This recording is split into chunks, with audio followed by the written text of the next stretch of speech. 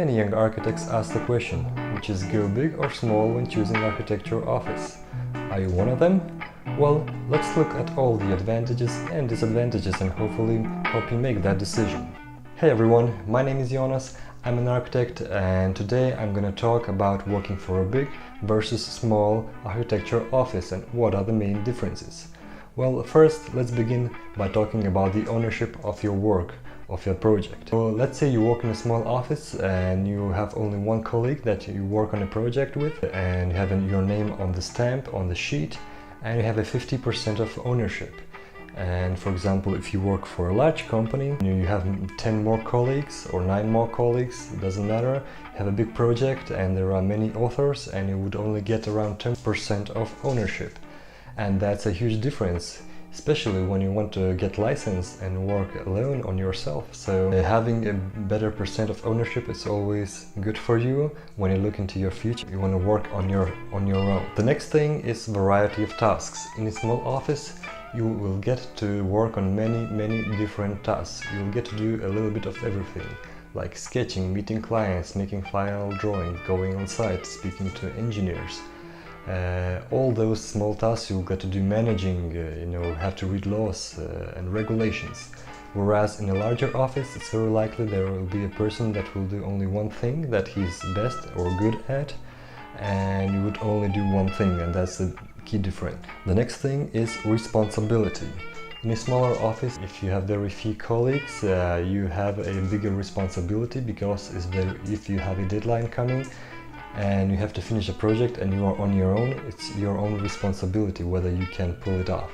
Whereas in a larger company, you'll be working in a team most likely, and you have many more colleagues that can help you and that can do your part of the work if you're not capable of doing that, and so you have a little bit less responsibility. It all comes with exceptions, but for most of the times it works like that. Smaller office, bigger responsibility. The next thing I want to talk to you about is solving problems. So in architecture we have to deal with many problems, we have to find solutions, and in a smaller office, if you have very few colleagues, you will have to find the solutions to all your problems alone, because you will not have many colleagues you can ask how to solve a certain problem. You might only have your project leader who's going to be available not all the time. So in a larger company, if you have many colleagues and you have problems, you just simply ask for one of the colleagues. If he doesn't know, you ask the other one, and then you have this group work and the problems can be solved easier. In a smaller company, you have to solve more problems by yourself. The next thing I wanted to call is stress. All the architects are very familiar with stress, because we have to deal with deadlines, we have to talk with very different clients, engineers, and different kind of people with different kind of emotions going. In a smaller company, you have more responsibility because you have a lot of work to do on your own, and it's your direct responsibility, and therefore you have more stress.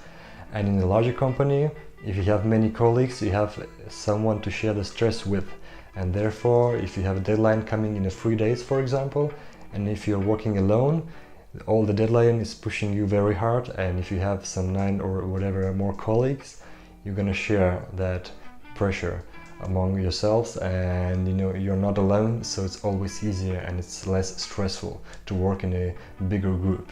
The other thing is resources. Smaller offices tend to have smaller resources, where big offices have bigger resources. And what do we mean?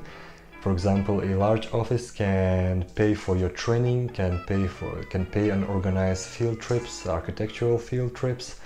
It can have better inventory, it can have more machines for modeling, 3D printing or whatever. In a smaller office, you're more likely to have less resources. Another thing is financial stability.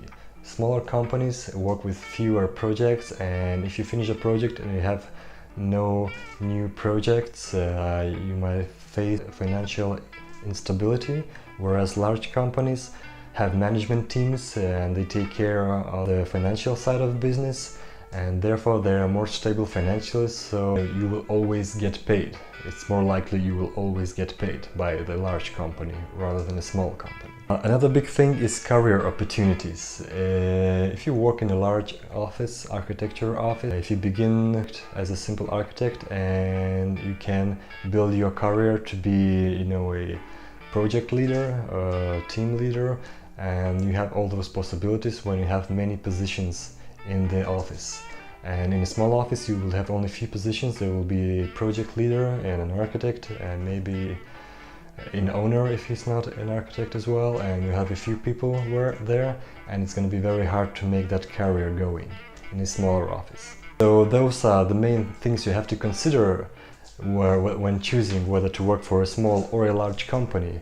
But the key question for you is to answer what are your lifetime goals in architecture? If you have a goal of designing skyscrapers, very huge offices, multi-story offices, hospital libraries, museums, all those huge public buildings, you should probably go to work in a larger office so you get all the knowledge and experience you need to do that in the future.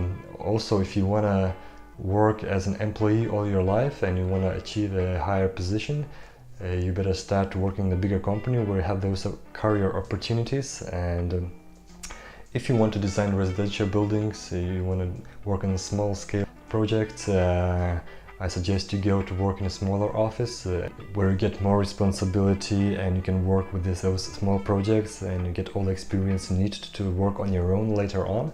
So that's it for today, guys. I hope you enjoyed the video. I hope those thoughts will help you choose your career. Thank you for watching. If you did like the video, make sure you hit that thumbs up button and subscribe to my channel. And that's it. Take care. Ciao.